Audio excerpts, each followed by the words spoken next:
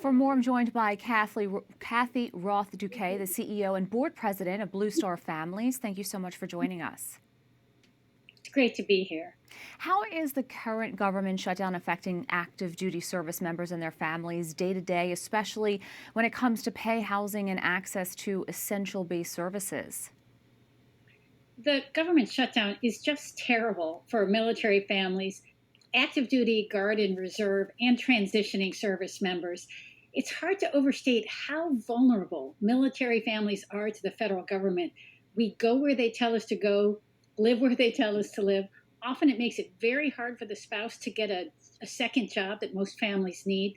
So even with last week's paycheck, we had activated guard and reservists who did not get paid. We had people's moves halted mid move, and that caused great financial distress.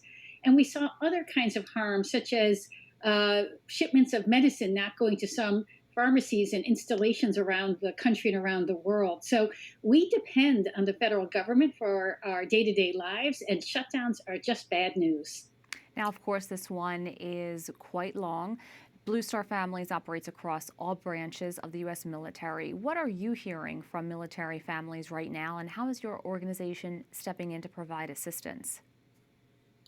We're hearing distress coast to coast. We heard from 19 of our chapters and outposts that food security demand has increased 25 to 75%.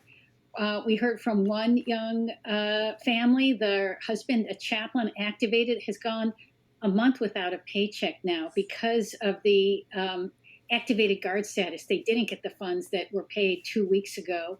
And because of his transference status, there were some other things that got interrupted. We're hearing a lot of food insecurity. A lot of military spouses work on installation, so they're part of the federal shutdown. They're not getting that second income that families need to survive. So we're hearing people dipping into savings, putting things on their credit card, and just the level of stress is quite high. What message does Blue Star Families want lawmakers to understand about how shutdowns uniquely affect military families? And are there specific policy protections you're advocating for to ensure pay and benefits are safeguarded in future shutdowns? There is an act called the Pay Our Troops Act that will make sure that all branches of the military and all components get paid. We want the Pay Our Troops Act to pass, but we really do want a budget because we're also dependent on the training and the repair work, and all of this work that the military does requires a federal budget, and that cascades into the safety and security of families. It includes the moves. We do have support for military families. If you or a loved one is in service, come to bluestarfam.org. We have a resource hub.